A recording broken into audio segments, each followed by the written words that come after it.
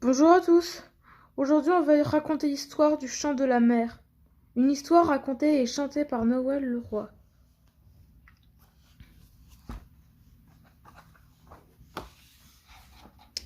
Les légendes racontent que tout autour de nous, dans les villes et les campagnes, vivent des créatures mystérieuses. Si par une belle nuit étoilée, vos pas vous mènent au bord de l'océan, ouvrez votre cœur au merveilleux. Vous l'apercevrez peut-être alors, celle dont le chant éveille les êtres magiques, trapée dans son grand manteau de fourrure, dansant dans les flots sous le clair de lune, la celle qui, si toi aussi, enfant des hommes, tu vas entendre l'histoire du petit peuple, laisse-toi guider par ma voix et écoute l'étrange et envoûtant chant de la mer. Au sommet d'une petite île perdue au milieu des vagues se trouve une charmante maison et un grand phare qui guide les bateaux. C'est ici que commence mon récif.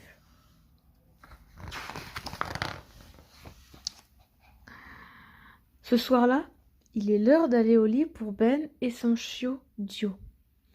Mais le petit garçon n'a pas envie de dormir. Il est bien trop excité car sa maman et son papa, Bruna et Connor, attendent un heureux événement pour très bientôt. Ben espère qu'il s'entendra bien avec le bébé. Bruna en est persuadée. Ben sera un super grand frère, et même le meilleur.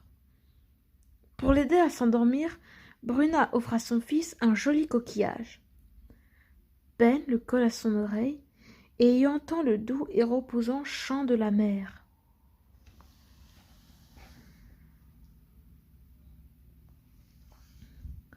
Fatigué, il commence à fermer les yeux. Quand soudain, Bruna se tient le ventre de douleur. Ben essaie de se réveiller, il veut faire quelque chose, il appelle. Mais il est trop tard. Bruna a disparu et Ben, épuisé, est englouti par le sommeil.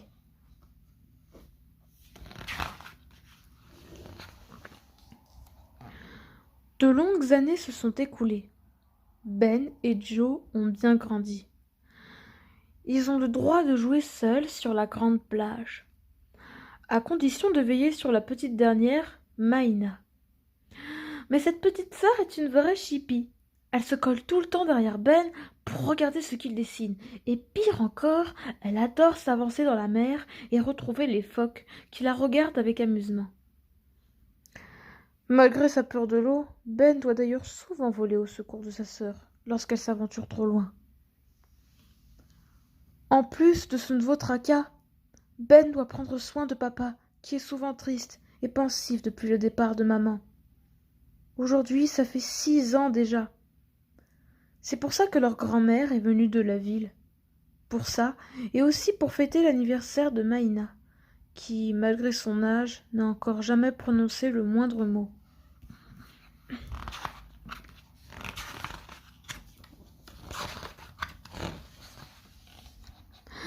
Heureusement, Ben, espiègle et farceur, est là pour mettre de l'ambiance. Car entre Maïna qui n'en fait qu'à sa tête, papa qui est ailleurs, et grand-mère qui ne pense qu'à une chose, que la famille revienne sur le continent, la vie n'est pas drôle tous les jours.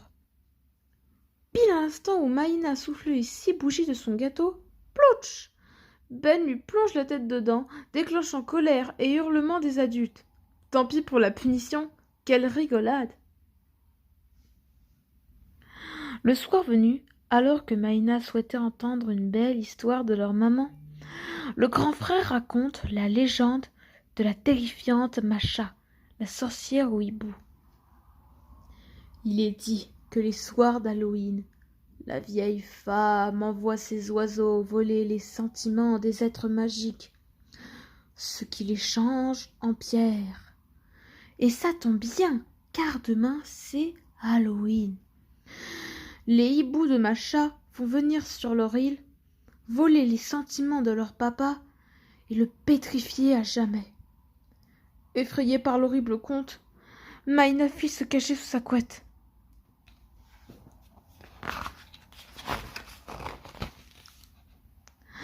Mais la fillette a elle aussi ses secrets.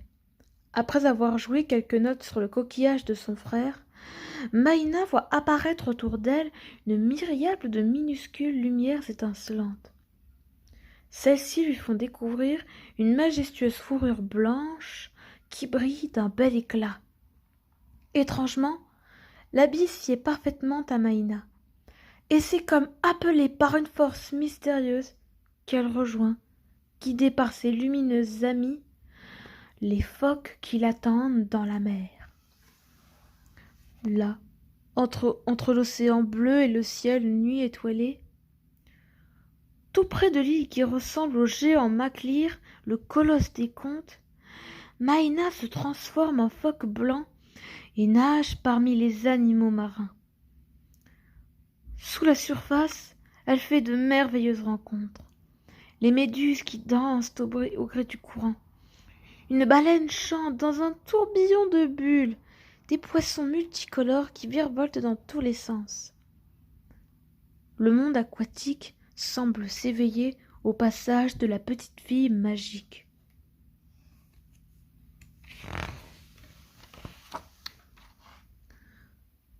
Soudain, réveillée en sursaut par une étrange appréhension, grand-mère se mit à chercher Maïna. Mais la fillette n'est pas dans sa chambre. Craignant le pire, grand-mère descend sur la plage. Elle y retrouve Maïna, endormie, froide et trempée. Une fois sa petite fille à l'abri, la vieille femme insiste auprès de Connor pour que les enfants l'accompagnent sur le continent.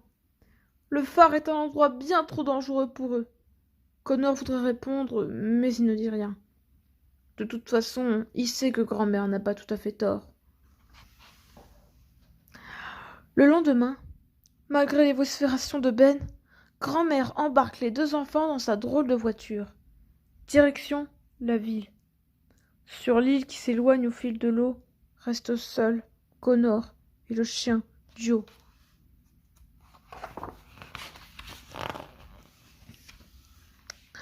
Durant le voyage, le silence est de rigueur. Pendant que Maïna regarde le paysage, Ben dessine le trajet, dans l'espoir secret de faire demi-tour et de retrouver son chien. Quand ils arrivent enfin devant la maison de grand-mère, Ben découvre que la ville et Maïna découvrent que la ville est en effet en essence.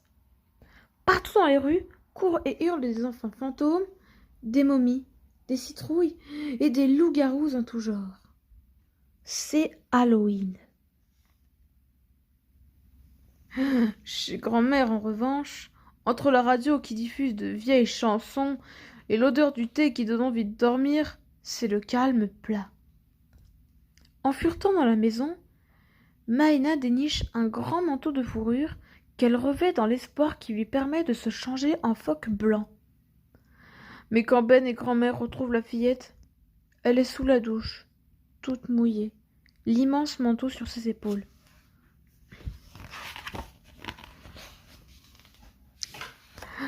Profitant de l'inattention de grand-mère, Ben prend la poudre d'escampêtre. Dans la grande ville, sa carte sous les yeux, le petit garçon cherche la route du phare. Quand il sent une présence à ses côtés, Maïna l'a suivi. Ben accepte que sa sœur l'accompagne, mais seulement si elle lui obéit au doigt et à l'œil. Mais derrière les deux enfants qui s'éloignent dans les rues, trois étranges personnages se faufilent en silence. Quelques minutes plus tard, tandis que Ben consulte son plan, Maïna joue quelques belles notes de musique dans le coquillage. Autour des deux enfants apparaissent les petites lumières étincelantes. Délaissant un instant sa petite sœur, Ben se prend au jeu de les attraper. Les trois chenapans qui les suivaient en profitent alors pour entraîner celle qu'ils appellent entre eux la Selkie. Ben suit la petite troupe jusqu'à un étrange rond-point au taillis touffu. Là, derrière une porte, au bout d'un long tunnel, le garçon découvre une jolie cachette décorée de statues de pierre. À l'intérieur, trois êtres du petit peuple célébrèrent avec joie le retour de la Selkie. Grâce à son chant, les créatures magiques vont s'éveiller à nouveau et rentrer chez elles. Persuadés que leur salut est proche, les 3 compagnons demandent à Maïna de chanter. Mais leur déception est grande quand ils découvrent que la fillette ne parle pas et qu'elle ne porte pas sur elle le manteau de la Selkie. C'est à ce moment-là que des hiboux pénétrèrent dans la cachette et essayèrent d'enlever Maïna. Ben intervient et s'enfuit avec sa petite sœur. Les 3 compagnons, quant à eux, sont changés en pierre par la terrible magie des volatières.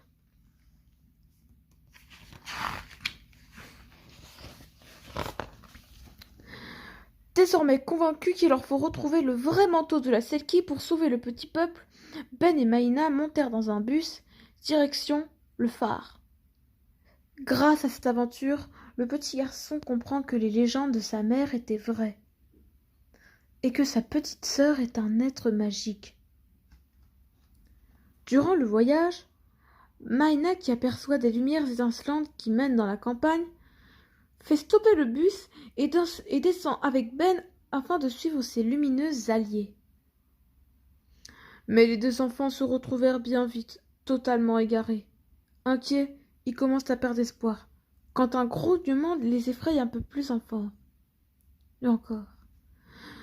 Non, heureusement, ce n'est pas un monstre ni un loup qui sort du bois, mais Joe! Ben et Maïna sont sauvés. Grâce à leur adorable chien, les enfants reprennent la route à travers champs et collines. Mais le ciel est capricieux. Il commence à pleuvoir. Par chance, les petits trouvèrent un abri sur leur chemin.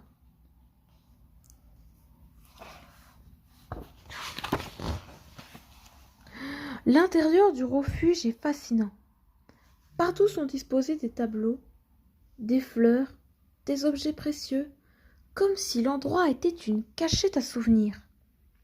Au centre de la pièce, irriguant un bel arbre aux racines nouées, un immense puits avec le doux et relaxant chant de l'eau qui dort. Émerveillée, Maïna joue quelques belles notes de musique dans le coquillage. Apparaissent alors au-dessus de l'eau les lumières étincelantes qui la guident depuis le début de son périple. Devant Ben médusé, Maïna se jette dans l'eau. Paniqué, le petit garçon rassemble tout son courage pour plonger à son tour et sauver sa sœur. Mais sa peur de l'eau l'emporte.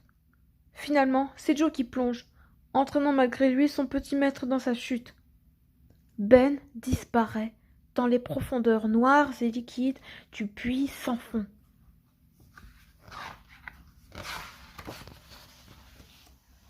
Ben refait surface dans une grotte au beau milieu d'un lac où flottent quelques barques abandonnées. Montant sur l'une d'elles, il appelle Joe, puis Maïna. Mais il n'y a personne. Il est seul dans cet étrange endroit. Mais courageux et déterminé, guidé par les lumières étincelantes qui l'éclairent, le petit garçon se mit à ramer, dans l'espoir de trouver une sortie. Au bout d'un long moment, épuisé par l'effort, Ben s'endort. Au gré du courant, il glisse en silence vers une destination inconnue. Quelques rêves plus tard, Ben est sorti de son sommeil par des notes de musique. Il reconnaît la mélodie. Quelqu'un fredonne la chanson de la Selkie sans en connaître tout à fait les paroles. Ben ouvre les yeux et cherche le mystérieux chanteur.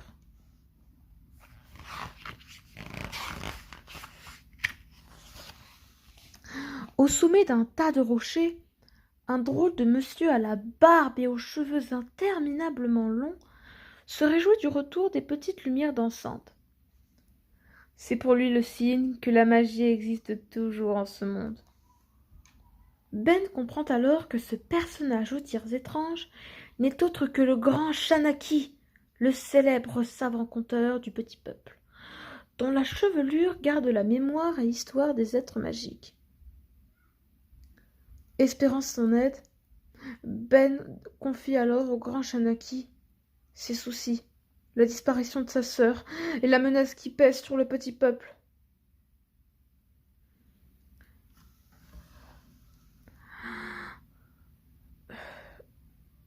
Le sage, véritable mémoire du monde magique, fouille dans sa foisonnante toison et retrouve le chevelure qui raconte l'histoire de la petite Maïna. Ben découvre alors la terrible vérité. Sa sœur a été enlevée par les hiboux de la sorcière Macha qui a commencé à la changer en statue de pierre. Si la fillette ne retrouve pas très rapidement son manteau, elle dépérira. Et avec elle disparaîtra à jamais le petit peuple magique.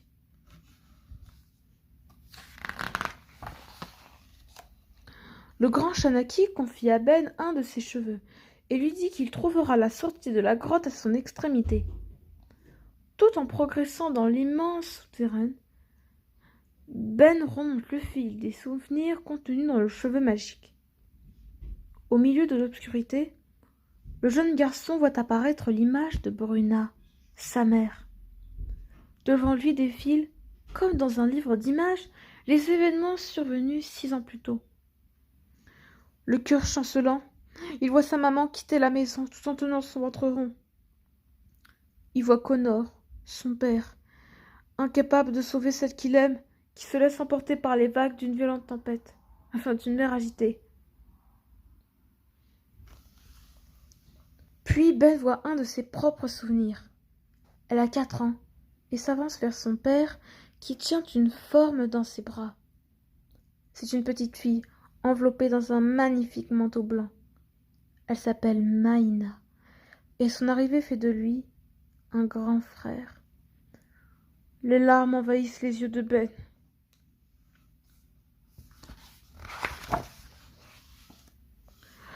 Quand il reprend ses esprits, l'obscurité a cédé place à une lumière qui transparaît à travers les racines d'un arbre étrange. Le monde extérieur est tout proche. Ben reprend sa route, bien décidé à porter secours à sa sœur, seul à pouvoir empêcher la disparition totale du petit peuple. Enfin sorti de terre, Ben aperçoit au loin une inquiétante bâtisse. Il n'a alors aucun doute. La maison qui se dresse devant lui n'est autre que le repère de la lugubre et pétrifiante Macha. La peur au ventre, mais le cœur vaillant, le garçon s'avance, prêt à affronter la sorcière au hibou.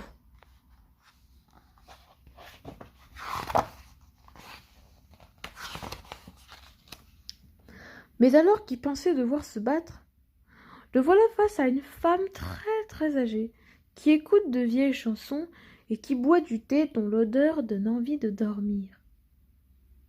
Accusée de faire le mal en emprisonnant les sentiments des gens dans des bocaux, Macha reste calme et tente de démontrer au jeune garçon qu'elle a raison de priver les humains de leurs émotions. Cela évite de souffrir. Lui-même n'a-t-il pas quelques douloureux sentiments qu'il souhaiterait voir s'évanouir? La disparition de sa mère, peut-être? Un instant, Ben semble charmé par la perspective que lui offre la sorcière.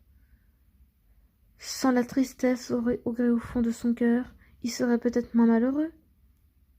Mais le jeune garçon, sentant qu'il risque lui aussi de devenir pétrifié, se ravise, déclenchant la colère de son hôte. Il profite alors de ne plus être au centre de l'attention de Macha, s'éclipse et emprunte un grand escalier en colimaçon qui mène à l'étage. Parviendra-t-il à sauver sa petite sœur?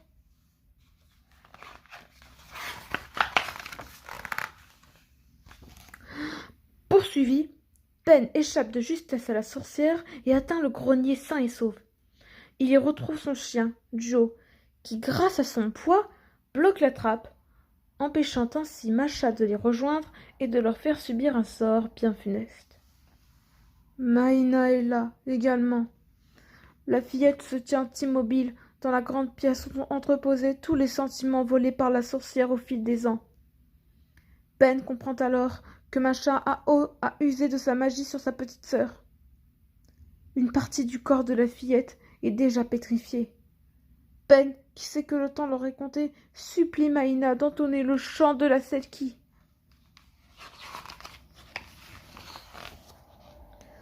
Mais Maïna, épuisée, reste muette. Alors Ben, un grand frère attentionné, calme et confiant, serre sa petite sœur contre lui et fredonne la chanson de la Selkie. Portée par l'amour et la musique, puisant dans ses dernières forces, Maïna reprend elle aussi le chant de la Selkie. Les émotions, enfermées dans leur prison transparente, se mettent à vibrer, à gonfler, à gronder. Les bocaux se fêlent, puis se brisent, libérant joie, tristesse, colère, peur et hilarité. Les émotions envahissent la pièce et submergent la sorcière au hibou. Revenant à la raison, Masha se rendit compte brusquement tout le mal qu'elle a causé. Maïna, quant à elle, s'effondre de fatigue, laissant tomber le coquillage, qui se brisa en 1000 morceaux.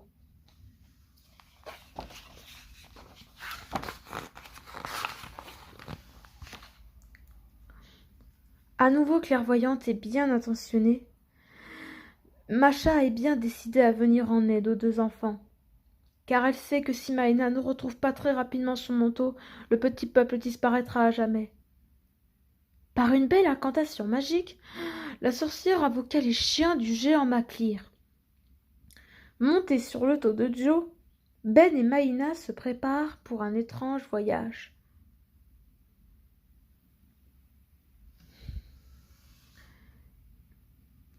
Guidés par les êtres magiques, le frère et la sœur s'envolèrent avec leurs chiens à travers un grand ciel étoilé. Éclairés par la lune bienfaitrice, ils parcourent à la vitesse du vent champs, villes et forêts.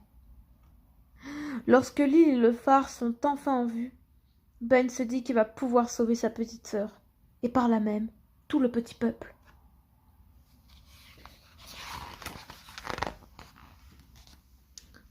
Hélas, au phare, rien ne se déroule comme prévu. Ben ne retrouve pas le manteau, car son père l'a jeté de désarroi il y a quelque temps au fond de l'océan. Pour lui, Maïna n'est pas un être magique, mais juste une petite fille malade qui a besoin d'être soignée à l'hôpital. Ben, malgré sa force et son courage, ne peut s'opposer à son père. Ne voulant rien entendre, Connor entraîne Maïna, Ben et Joe sur la mer déchaînée par une terrible tempête, avec l'idée de rejoindre la côte et de confier sa fille à un médecin. Sur le frêle esquive, secoué par les vagues, contemplant Maïna immobile, Ben est très inquiet. Connor, de toute sa puissance, rame en direction du continent.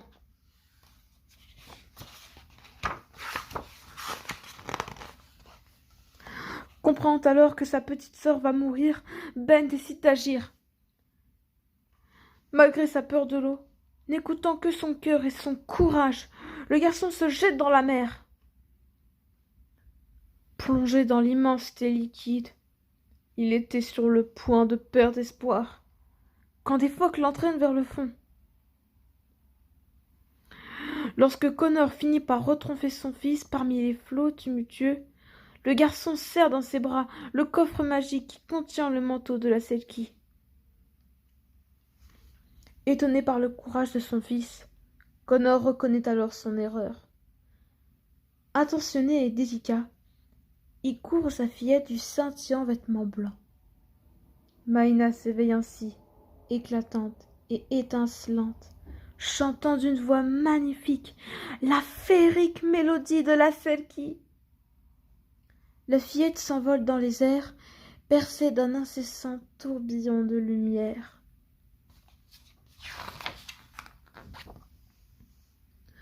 Dans les flots et dans la lande, par-delà les rives, les montagnes, les champs, les forêts, les collines, les êtres magiques s'éveillèrent, délivrés de la pierre par celle dont le chant les ramène à la vie. Ils s'envolent rejoindre leur monde. Le géant Maclear est lui aussi sorti de son sommeil. Il conduit le petit peuple dans un au-delà, loin de la terre des hommes. Pour Maïna, c'est également l'heure de quitter les humains. Bruna est venue la chercher. Mais la fillette veut rester avec Ben et Connor. Elle laisse alors son doux manteau glisser de ses épaules, faisant disparaître la magie qui lui conférait. Voyant Bruna sur le point de les quitter à nouveau, Ben s'avance. Les larmes plein les yeux, le cœur lourd de tristesse, le petit garçon supplie sa mère de revenir. Bruna, rayonnante de beauté, sereine, se penche alors sur son fils. Elle lui confie qu'elle l'aime infiniment et qu'elle sera toujours là pour lui. Bruna disparaît. Un sourire magique sur les lèvres, un éclat de bonté éternelle au creux de l'âme. Depuis ce jour, la vie a repris son cours au phare. La mélancolie a fait place au sourire et aux joies du quotidien. Ce jour-là, c'est l'anniversaire de Ben. Et une fois n'est pas coutume, cette fois c'est lui qui atterrit la tête la première dans le gâteau. Les légendes racontent que tout autour de nous, dans les villes et les campagnes, les champs, les rivières, les montagnes et les collines, vivent des créatures mystérieuses. Si vos pas vous mènent au bord de l'océan, ouvrez votre cœur au merveilleux et écoutez le chant de la mer.